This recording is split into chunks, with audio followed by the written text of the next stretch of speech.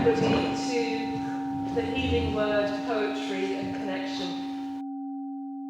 The first thing I'd like to invite you to do is to give yourselves a round of applause for being here.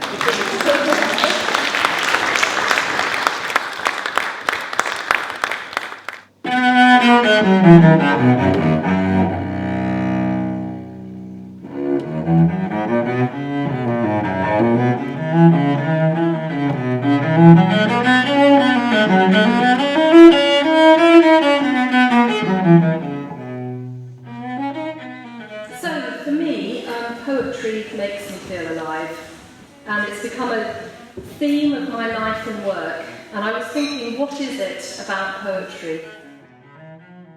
I think it's because poetry forges connections to ourselves, each other, and the world.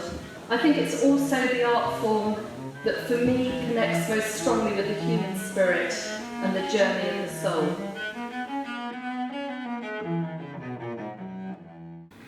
Some things I can simply never say yes to now that I am her. I was supposed to be a good girl, a good wife and mother who followed the path that was paved and landscaped before me. All I had to do was water the flowers now and then, maybe a little pruning, but never enough to change the shape of anything. The poet's job is to translate unspeakable things on the page. And my job is to help you to just find a way in to discover, to talk about, to share some of those unspeakable things. And we've just been through, the pandemic and the lockdown and all what that brought for a lot of us. So there's been, loneliness, sadness, bereavement. There's been loss. There's just so many things that we've experienced through this pandemic. The trees have adopted me this year, I wrote in 2020.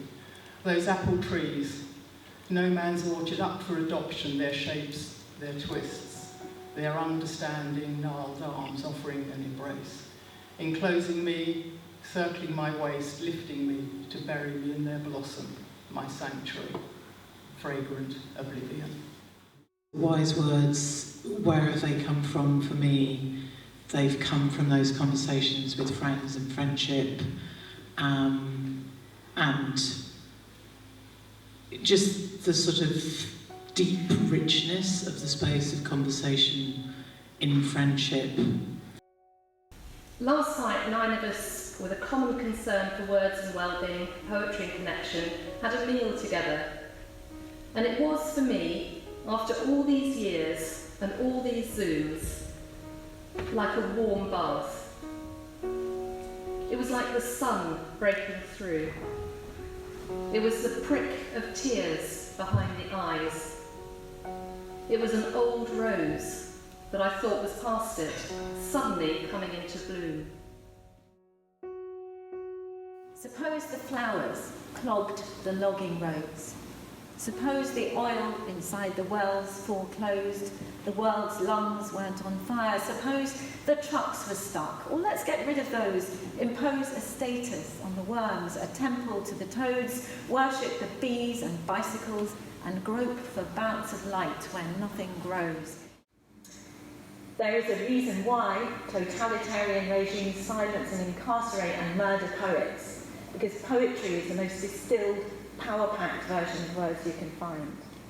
It can strengthen us, it can evoke beauty, it can galvanise us to action, and it can also help us to feel and to imagine a different way of being and a different world. And I think that reaching for the imaginative possibilities is crucial to practice and to healing. As a psychotherapist, I'm aware of the colossal range of strategies, techniques, practices, and self-help materials devoted to managing and overcoming psychological distress. But I will confess that when I find myself struggling, I am more likely to reach for music, poetry or prose than I am to reach for an academic text. The uses of sorrow. In my sleep, I dreamed this poem.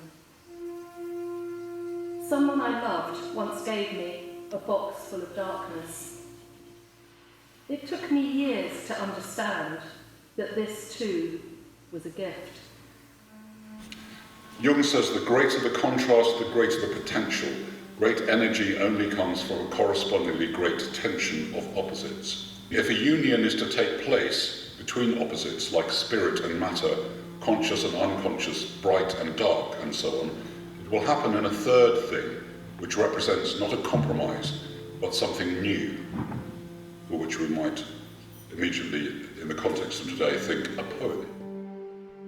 Besides rousing our emotions and elevating our souls, poetry helps us to ponder multiple meanings and promotes flexible thinking, which is one of the hallmarks of robust psychological health.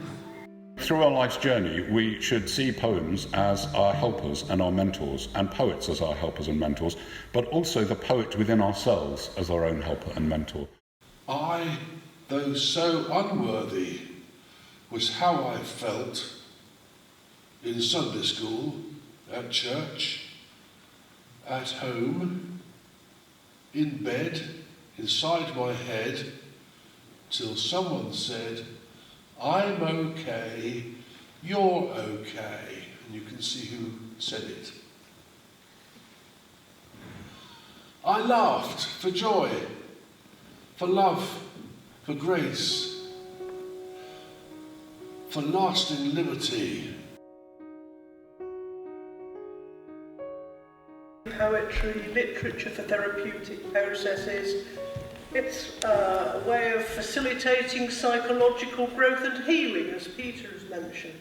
It can reframe difficult life events, aid to anxiety, anger and depression. It can be an expression of inner conflict. But for us mostly, it's creative and it's in the moment and it's now. Love. I'm aging. Into my full power, mind you, but I am losing my sheen as I grow into this other thing. Some things I can simply never say yes to now that I am her. So now you. My body runs not jogging, but slowly, runs out of my control.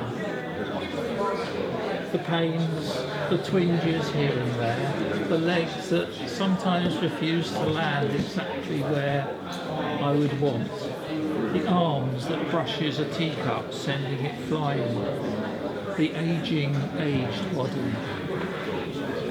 All right, thank you for sharing. So when we're in this territory of the poem that's been a friend to you, what kind of friend is it? Mark said, it helps me through, but what I like about it is it doesn't try to comfort or console. It doesn't try to be upbeat. It just says, look, here's the world, things happen in it. Some things do hurt and some things go on hurting. It's just really lovely to talk with new friends here about the poem as though it were a living person, a living voice. It's so obvious to say, but there's so much healing to be done at the moment, and I think we all feel that. It's just a sort of healing reminder to me as well that,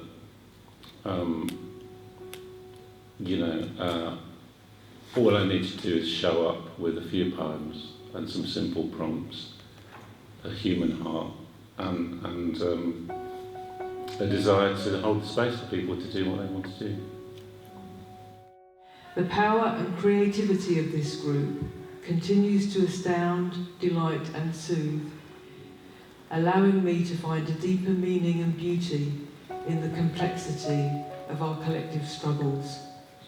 If that's not therapeutic, I don't know what is. The time will come when, with elation, you will greet yourself arriving at your own door. Take down the love letters from the bookshelf, the photographs, the desperate notes. Peel your own image from the mirror. Sit, feast on your life. So I'd like to just send that as a closing words, that I just encourage you all to feast on your life. We've had the most amazing day and I feel very, very grateful for it.